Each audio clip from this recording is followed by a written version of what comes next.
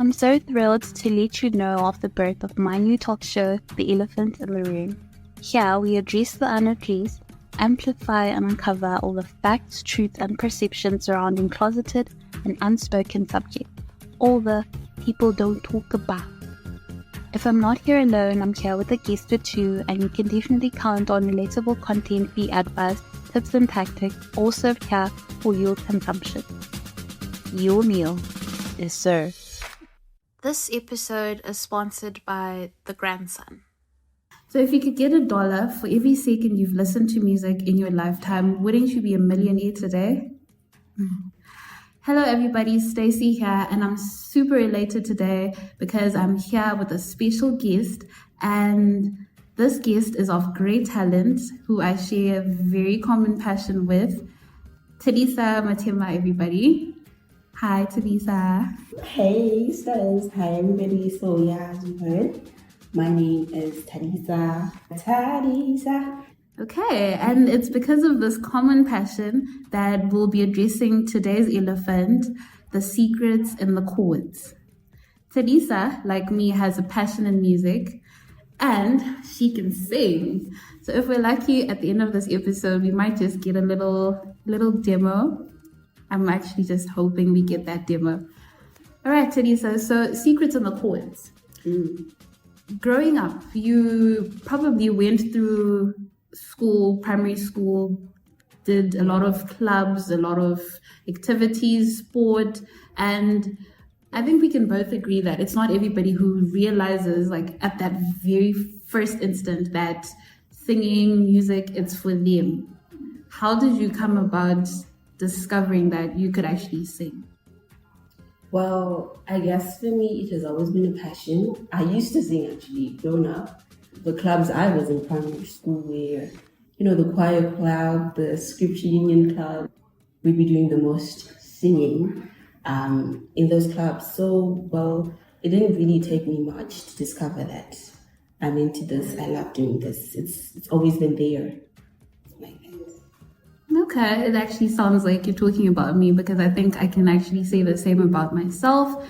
Primary, I think right about the time when I was in grade 3, 4, that's when everybody was allowed to join like the big people clubs. And, I was super excited to be joining the choirs, the guitar club, piano, all that. And okay, so this is primary school we're talking about. And now we are post-primary, post-high school. And it's been a journey. Obviously, you've done some things along the way that have resonated with this passion of yours. What exactly have you done in terms of music throughout primary, throughout high school, and maybe up to like where you are today? Being born in a Christian-rooted family, we go to church. And I feel like church is one of the places that you're allowed to nurture your art, because no judgments there. You sing there, you're appreciated there. So I guess I've built my confidence from singing in church, cell groups. But it was only until 2020, when I was in my Form 4, when I was doing my O-levels, that I actually thought to take this music thing seriously. I joined this program, which was called AGC Doncaster. It pretty much nurtures young Christian artists that want to, follow the journey of gospel music. So I was coming from church, so you definitely think gospel music is my thing. So 2020 with AGC Doncaster, we recorded my first single. It's called Covered. Ooh, yeah, okay. So it's just basically how we are covered by the blood of Jesus. Just that, how we shouldn't fear, how we shouldn't be quick to be offended, how he just lights and leads our way. And then fast forward 2021, I joined another program. It was called Voice Rep Zimbabwe, because as an upcoming artist in Zim, it's not always easy to maneuver your way on your own. That's true. You have to, find ways to get yourself out there. Mm-hmm. So I joined Voice Rep Zimbabwe. It's a really, really good program. I would advise others who are upcoming like myself to join. They do nurture.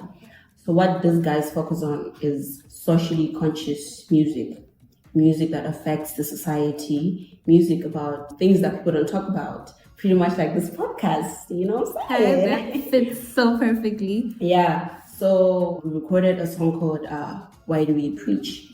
It was basically about how we've grown up to hear about change, how this world is going to change, and how certain things are going to be put in certain ways to benefit the youth and whatnot. But then at the end of the day, nothing is really being done. Nothing is being done, nothing tangible. We're not seeing anything. So basically, Why Do We Preach was a tickle to those people that let's begin to, practice what we preach. So after that, 2021, I went to college and recording was pretty much on hold until recently. Now I've started recording again. I'm working on something big. And yeah, I'm looking forward to that one. I mean, for those of us who've just been following your TikTok, your Instagram, when we hear about something big, it's exciting. It's so exciting. You'll be excited. I'm cooking something big. Okay, that's her journey. And I like how you mentioned that this program, the second one that you joined, it helped you sing and probably it nurtured you because it talked about social issues, things that people don't normally talk about. Certainly. Yes. So in our previous episode, Careers for Mom and Dad, we were talking about how we've got so many people, especially in Africa. I'm not sure if this really happens in the Western world. I think listeners from those parts of the world would probably have to tune in, comment, and let me know if you guys also face this. But here in Africa, I think it's a common thing that non-academic careers don't really get that recognition or uplifting. So if you can sing, if you can play an instrument, if you can dance, if you can songwrite, you can't really tell your parents, I don't want to go to college because I want to songwrite for the rest of my life, or I want to play the piano for the rest of my life. And that's just it. So I feel like a lot of people have had their dreams shut out because of that perception that only academic careers flourish.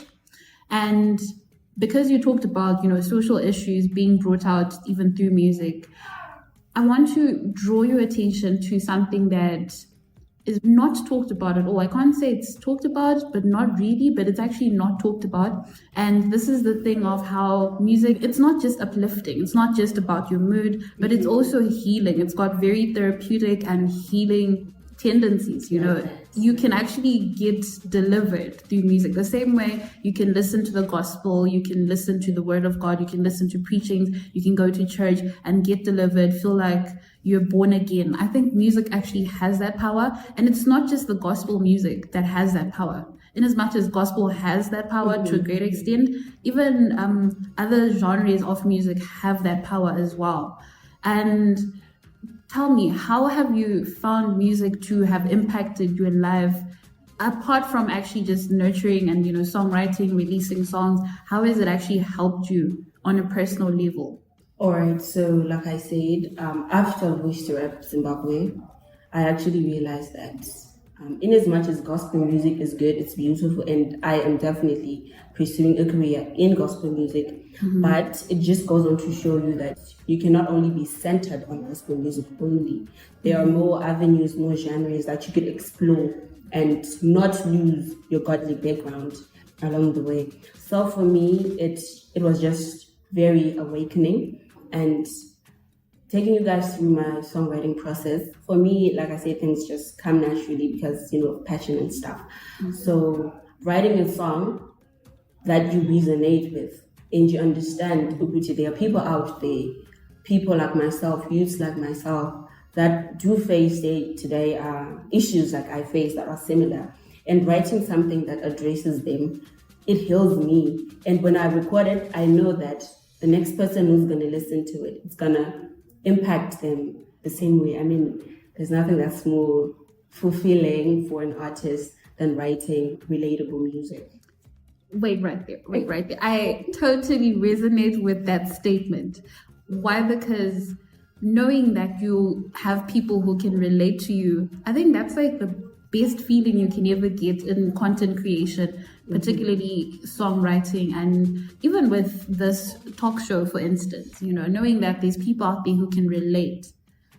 You hear when you listen to a song and you hear that lyric, and then you have to rewind, and play it again, and it's like, damn, did this artist go through exactly like what it feels I like went home. through? It feels like we're right there in your life. The same power that even sermons at church have, Like that. you know, where you feel like, this is me. This is totally me. This is why love songs are the most popular world over, because everybody's going through something, whether it's falling in love, you're head over heels, you're heartbroken, you've just been lied to, you've been cheated on, and all that. And you hear somebody singing a song about being cheated on. It's like, yes, this is them. You're definitely describing them. This is exactly what they did to me. It helps you express yourself more. Exactly. So the power of being able to relate to music, being able to relate to content, I think it's powerful. It's really powerful. And you know, this episode is called Secrets in the Chords because chords represent music. You know, we've got, okay, I won't get into the details, but in the chords you find that it's the melodies, it's the harmonies, it's the tempo, it's the rhythm, it's everything. It's the lyrics. It's usually the lyrics, but put perfect lyrics to a song with a very terrible tempo or terrible rhythm, it just doesn't fit. So it's about coming up with that perfect package. And do you play an instrument, or do you usually just have instrumentals created for you? How exactly do you go about aligning your lyrics to the music? At the moment, I'm doing the instrumental thing that you're talking about. Sometimes, like I said, the whole songwriting process, half the time it comes with a melody in my head. So it's easier to then sing that melody to the producer and they do what they're doing. But sometimes I could get an instrumental and I feel like I could write lyrics to this instrumental and it could complement one another. Okay. Yeah, I would take that and I'll use it as a guide for the producer to then produce something that almost sounds the same, but not that exactly, because, you know, copyright issues and stuff. Yes. So, and instrumental-wise, I'm planning on learning guitar very soon. So I could just be your teacher, you know, because I started playing guitar when I was 9. I still play.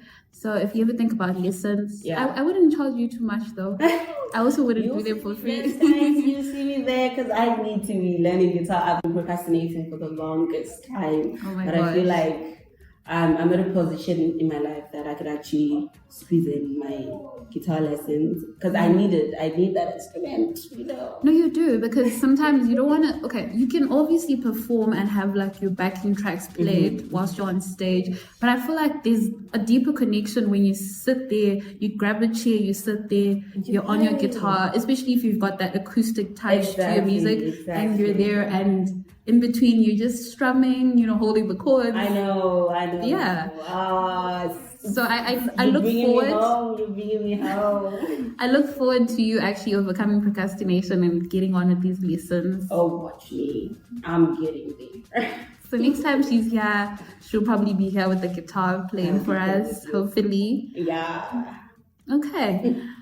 All right. I think the other thing that people don't actually talk about is how, okay, so being in Africa, therapy is not really something that is talked about or recommended. We do have therapists, but they probably charge a fortune, and the typical African person just believes, I can't be investing in therapy. Yeah. As a family, we can't be investing in therapy. It's not necessary. But what people don't actually realize that is you don't need to have somebody else in the room talking to you, asking you questions, having you open up and vent to actually feel like you've received therapy. Like I mentioned before, music on its own is therapy. Yeah. It is therapy.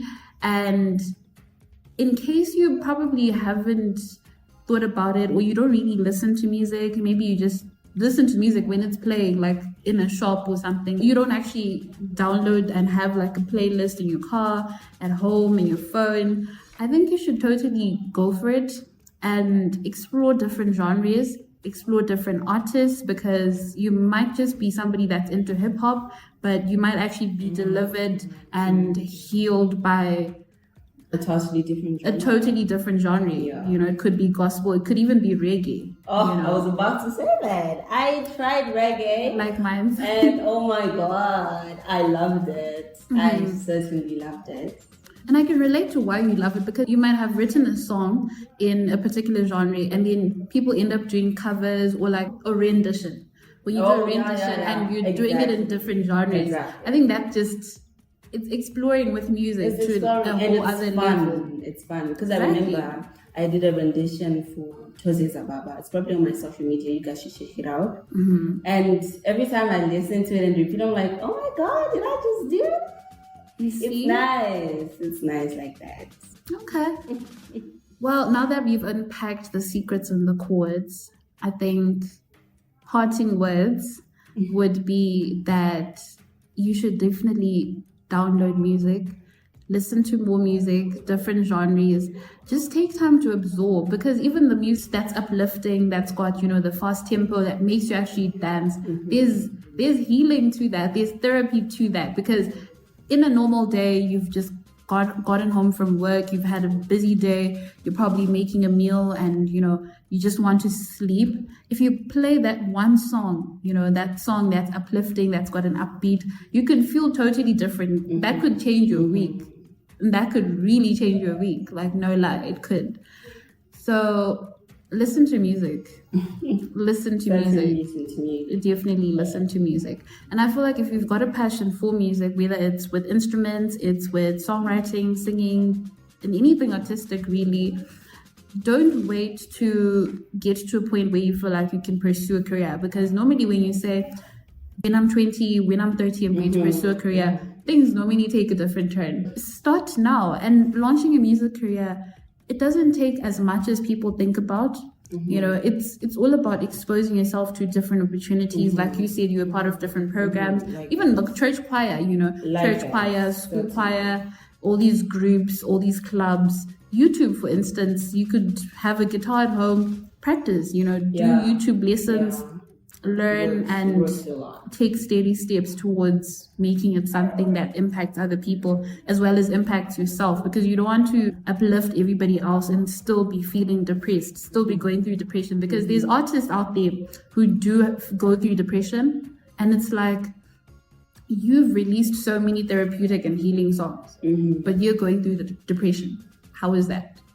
How does that happen? What do you think? How does that happen where you're releasing all this therapeutic songs and it's healing everybody else. It's healing everybody else, but you're still depressed. You're probably having suicidal thoughts. How does that happen? I don't think I relate though, because I feel like the whole process of writing and recording a song, it is therapeutic for me as an artist. But it does come different for other artists. Sometimes it comes with the pressure of releasing music for the people, because, you know, the target audience will be waiting for new music. The big artists, I think it then comes with the pressure of let me release for the people, and then you end up just releasing for the sake of releasing. But then that music does not resonate with you, you know what I'm saying? So it's probably because of that. But I would really advise artists out there to really resonate to their music. Let it heal you. Let it heal you first before everybody else. Because when it heals you, you have a testimony that it healed me, so it could heal you. Yeah. And I feel like there's singing with the passion, and then there's just singing. And when you resonate with your own music, you sing with the passion. Like you can really hear the passion in that voice. And people love that. People definitely love that. People love it when you pour your heart out like that. So yeah, everybody, secrets in the chords, listen to music, launch that career, learn that instrument, switch up the genres, you know, have a mixed genre playlist and let it heal you. Find therapy in music. You don't necessarily have to be paying somebody $200 an hour for therapy.